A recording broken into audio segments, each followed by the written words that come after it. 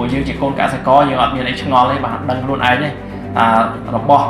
ឥឡូវសាំងថ្លៃមកសុទ្ធថ្លៃហើយផលិតបានមិនដឹងលក់នៅទីណាគឺជារឿងមួយដែលយើងតក់ស្លុតណាស់បាទ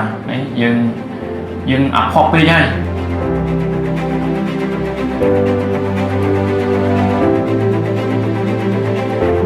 បាទជាធំសូមគោរព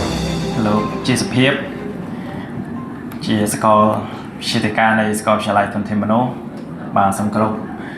គណៈគ្រប់គ្រងនៃសាកលវិទ្យាល័យគ្រប់ជាន់ថ្នាក់បាទក៏សូមគោរពថ្នាក់ដឹកនាំក្រុមហ៊ុន VI Plus សមាជិកសមាជិកាក៏ដូចជាសូមស្វាគមន៍វត្តមានរបស់បងប្អូនជាទីស្រឡាញ់បាទប្រហែលអ្នកដែលចង់ខ្លាចជាអ្នកមានបាទអូគ្រប់គ្នាម៉ាអ្នកចង់បានលុយចង់បានមែនតើឬលេងអត់តន់ឃើញម៉ាអ្នកចង់បានលុយអូអរគុណអរតើជាការពិតយើងគ្រប់គ្នាតែងតែចង់ខ្លាយទៅជាអ្នកមានប៉ុន្តែសំណួរសួរថាតើយើងចង់ខ្លាយជាអ្នកមានពិតប្រាកដឬអត់មែនអត់បាទនរណាក៏ចង់មានចង់បានដែរក៏ប៉ុន្តែតើការចង់មានចង់បានពិតប្រាកដរបស់យើងច្បាស់ប៉ុណ្ណាមុតស្រួចប៉ុណ្ណាអមាញ់មិញអាចឆ្លុះបញ្ចាំងបានបងប្អូនសុខភាពសំខាន់អត់ប្រហែលអ្នកពេលល្ងាចចេញទៅជីមប្រហែលអ្នកចេញទៅ start ទៅរត់គ្រប់គ្នាដឹងថាសុខភាពសំខាន់ប៉ុន្តែនៅពេលដែលអនុវត្តគឺភាគរយនឹងធ្លាក់ចុះមែនទេបាទបងប្អូនគិតថាការអានសំខាន់អត់ប្រហែលរូបដែលអានបានជាទៀងទាត់ខ្ញុំឃើញសំណេរមួយគេសរសេរថាប្រសិនបើទូដាក់សិភៅរបស់យើងសុទ្ធសឹងតែជាសិភៅដែលអានចប់មិនដឹងជាល្អប៉ុណ្ណាទេបាទគាត់ខ្លាញ់គាត់ណាបាទតែគឺយើងមិនមានទម្លាប់មួយដែលអានចប់លាប់ទេអញ្ចឹងជារួមមកវិញនេះគ្រាន់តែជាសំណួរមួយដើម្បីឆ្លុះបញ្ចាំងទៅកាន់បងប្អូនទាំងអស់គ្នាថាតើយើងពិតជាបានដាក់គោលដៅច្បាស់លាស់ឬក៏អត់បាទបើសិនជាយើងបានដាក់គោលដៅច្បាស់លាស់ទោះបីជាដើររត់មកអមាញ់មិញចំពប់ជើងក៏យើងនឹងទទួលបានរង្វាន់អមាញ់មិញដែរត្រូវអត់បាទផ្ទះដៃជូនអ្នកដែលបានរង្វាន់អមាញ់មិញមួយបាទបាទនេះគឺជារូបរបស់ខ្ញុំកាលពីថ្នាក់ទី12ហើយបងប្អូនបាទហើយជាឆ្ងល់ថាហេតុអីបានជាបងដាក់រូបនេះមែនតើខ្ញុំមានរបររបស់គ្រួសារគឺម្ដាយរបស់ខ្ញុំគឺជាអ្នកលក់ដូរបាទលក់បង្អែមលក់កាទៀវលក់បាយនិយាយទៅមកគ្រឿងហូបហ្នឹងគឺជំនាញរបស់គាត់ហើយបាទ Master Chef ចំនួនមុនឪពុកខ្ញុំគាត់ជាកូនកបិតបាទហើយខ្ញុំក៏ជាជំនួយការជាន់ខ្ពស់ដែរពេលនោះបាទប្រើវល់ក្បង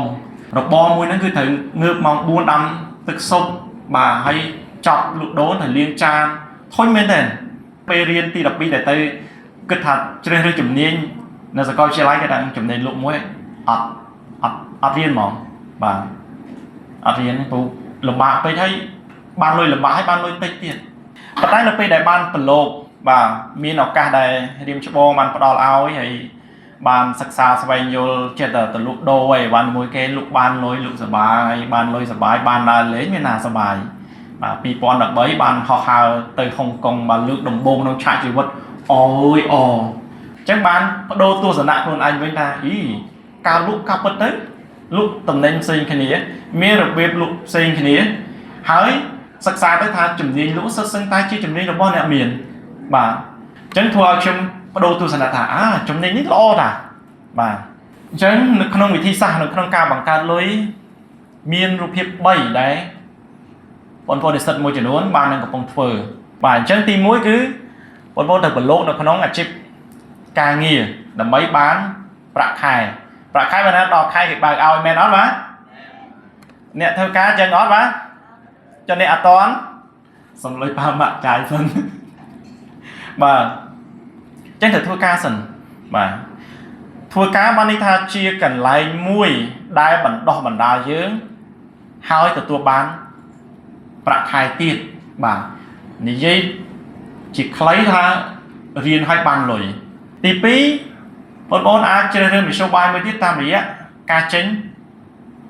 ប្រឡូករកស៊ីបាទខ្លាយទៅជាសហគ្រិនរករបរទទួលទានបានចំណេញសម្រាប់ខ្លួនឯងហើយបានប្រយោជន៍សម្រាប់សង្គមជាតិបាទអញ្ចឹងឲ្យតែរបរដែលយើងគិតថារកស៊ីចំណេញឲ្យជួយជាតិសូមយើងធ្វើបាទពីព្រោះយើងនៅទីនេះសុទ្ធសឹងតែជានិស្សិតបញ្ញវន្តយើងអាចធ្វើរបរណាដែលបំផ្លាញសង្គមជាតិយើងទេនៅពេលដែលយើងរកស៊ីយើងទទួលវាមានខាតមានចំណេញបាទអញ្ចឹងយើងថាយើងគិតវិជ្ជមានតែកុំភ្លេចគិតមើលដកផងណាបាទបើសិនជាខាតទៅណាទៀតបាទមែនទេបាទរកស៊ីស្រួលហើយជាគេរកស៊ីគ្រប់គ្នាហើយបាទហើយបើវាលំបាកបែរជាមិនមានអ្នកដែលគេបានផលទេឈានមួយជំនាញទៀតបងប្អូនអាចខ្លាយទៅជាអ្នកវិនិយោគបានន័យថាយើងបន្ទាប់ពីយើងមានផលចំណេញបាទមិនថាយើងធ្វើការក៏ដោយយើងរកស៊ីក៏ដោយយើងអាចទៅវិនិយោគរបរផ្សេងទៀតឬក៏ពង្រីកអាជីវកម្មរបស់យើងដែលកំពុងធ្វើនឹងបាទឲ្យកាន់តែធំឧទាហរណ៍ថាបើយើងបើកហាងកាហ្វេយើងមានមួយសាខាយើងអាចបើក2សាខាបើក3សាខាបាទអូខេអញ្ចឹងជារួមមកវិញគោលបំណង3ដែលយើងបាននឹងកំពុងធ្វើបាទបច្ចុប្បន្ននេះគឺទី1តាមរយៈការដែលយើងបានបណ្ដុះបណ្ដាលយុវជនរបស់យើងឲ្យមានការងារធ្វើនិងមុខរបរបាទ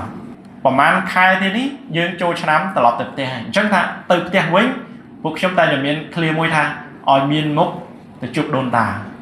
បាទនេះគឺយើងកុំឲ្យថាឆ្នាំណាដូចតែឆ្នាំណាទេ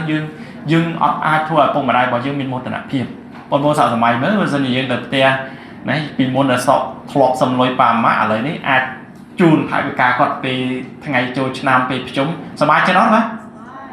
អូខេបាទហើយទី2គឺតាក់ទងជាមួយនឹង